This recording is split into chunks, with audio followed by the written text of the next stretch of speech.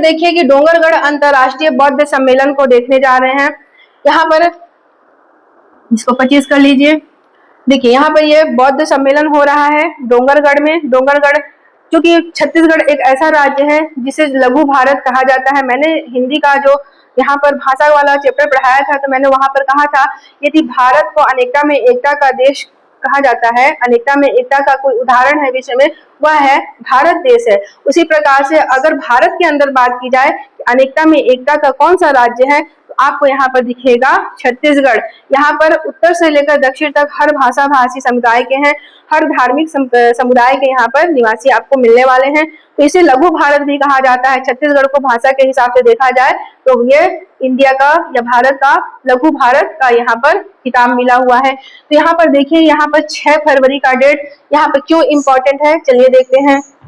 एक और है यहाँ पर प्रज्ञागिरी डोंगरगढ़ में 32वां अंतर्राष्ट्रीय बौद्ध सम्मेलन हुआ है। जो इस बार 2025 में हुआ है वह बौद्ध सम्मेलन है, अंतर्राष्ट्रीय है। राष्ट्रीय मतलब देश के अंदर का होता है बात ना, और अंतर्राष्ट्रीय मतलब पूरे विश्व के यहाँ पर आते हैं जितने बौद्ध को मानने वाले हैं। पता होना चाहिए कि जो अंतर्राष्ट्रीय बौद्ध सम्मेलन हो रहा है प्रतिवर्ष 6 फरवरी को, यह राजनांदगांव के डोंगरगढ़ में होता है और यहाँ पर 32वां संस्करण इस बार 2025 में हुआ है। जो 6 फरवरी को हुआ है वह 32वां संस्करण है। तो यह संस्करण भी बिल्कुल अच्छे से एकदम याद होना चाहिए कि 2025 का संस्करण कौन था, 32वां था, 32 संस्करण था। यह फरवरी में होता है, 6 फरवरी, ठीक से इसका। अब देखिए इसका प्रथम अंतर्राष्ट्रीय सम्मेलन कब हुआ था, जब सबसे शुरू में किया गया था, सबसे स्टार्ट में हुआ था वो 1992 में हुआ था और 6 फरवरी था। तो सबसे पहला आपको पता होना चाहिए, यह क्वेश्चन कभी ना कभी आपको देखने को मिल सकता है, पता होना चाहिए कि सबसे पहला अंतर्राष्ट्रीय बौद्ध सम्मेलन कब हुआ था, 6 फरवरी 1992 में हुआ था। और यह हर वर्ष प्रतिवर्ष मनाया जाता है।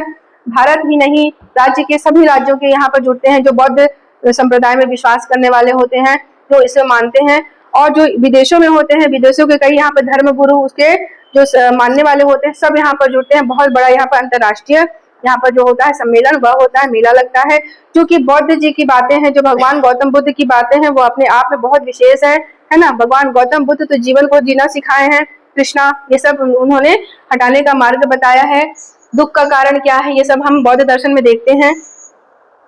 चलिए यहाँ पे देखिए डोंगरगढ़ के प्रसिद्ध प्रज्ञागिरी तीर्थ स्थल में आयोजित किया जाता है। प्रज्ञागिरी कहाँ पर है यह भी पता होना चाहिए। प्रज्ञागिरी कहाँ पर है, डोंगरगढ़ में है, और इसी प्रज्ञागिरी तीर्थ स्थल में हर साल जो फरवरी में मनाया जाता है वह है अंतर्राष्ट्रीय बौद्ध सम्मेलन।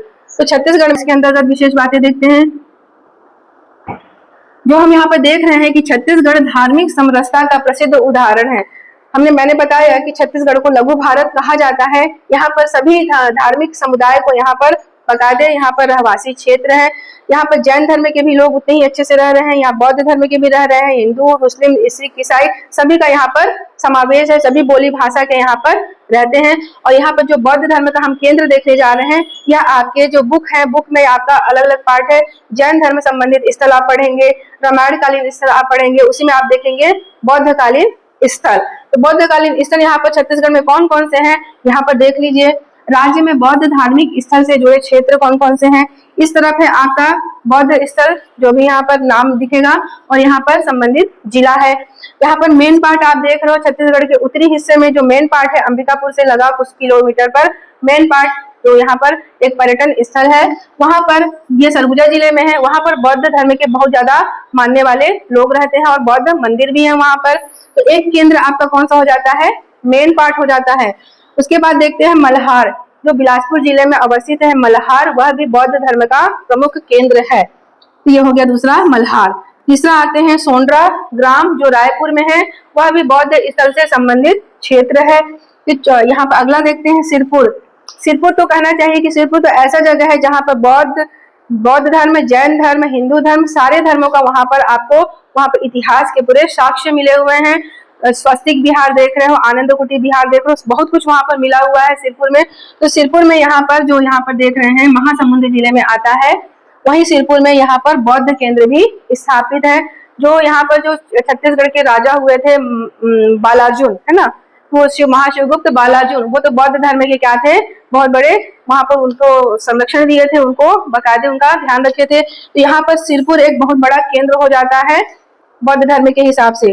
फिर आते हैं कोंडागांव का भोंगा पाल, यहाँ पर तो चैत्य गृह है, बौद्ध चैत्य गृह है। वहां पर जो बौद्ध धर्म का जो वहां पर मूर्ति बनाया गया है भगवान बुद्ध का, उसको डोगरा बाबा की संज्ञा दी गई है और वहां पर उपासना की जाती है। तो ये देखो इतने स्थल हैं। अगर आपसे ऑप्शन में भी छांटने को आए तो आप इसमें से ऑप्शन निकाल लेना कि बौद्ध धर्म से संबंधित स्थल कौन कौन से हैं, है ना। और लिखने में आए मेंस एग्जाम में कि बौद्ध धर्म से संबंधित स्थलों का वर्णन कीजिए, ये स्थल कम से कम आपको याद होना चाहिए। अगर इन स्थलों के अलावा आप दूसरा स्थल दे देते तो वो गलत हो जाएगा, जो स्थल है उसी को ही याद करना है। तो इतने स्थल आपके बौद्ध धर्म से संबंधित हो जाते हैं। इतने को आप लोग नोट्स में लिखो और अच्छे से याद करो। ये सारे आपके इतिहास में, ये जितना चैप्टर है इतिहास में है। कांगेर घाटी वाला क्या है, वो ज्योग्राफी में है, 1 वाले चैप्टर में है। और जो 2-3 करंट अफेयर है वो तो जानने योग्य है। और गोंडवाना फॉसिल पार्क, वह भी इतिहास से संबंधित हो जाता है और करंट अफेयर से भी संबंधित हो जाता है। और आपका जो होता है यहाँ पर 1 वाला पार्ट, उससे भी संबंधित हो जाता है। जीव जंतु आते हैं उसमें, समुद्री क्षेत्र है, नदी वाला क्षेत्र है, उससे भी संबंधित हो जाता है। क्वेश्चन कहाँ से आ जा रहा है, इन्हीं में से आने वाले हैं, ठीक है। तो आप इन सब चीज को अच्छे से लिख लो एक जगह।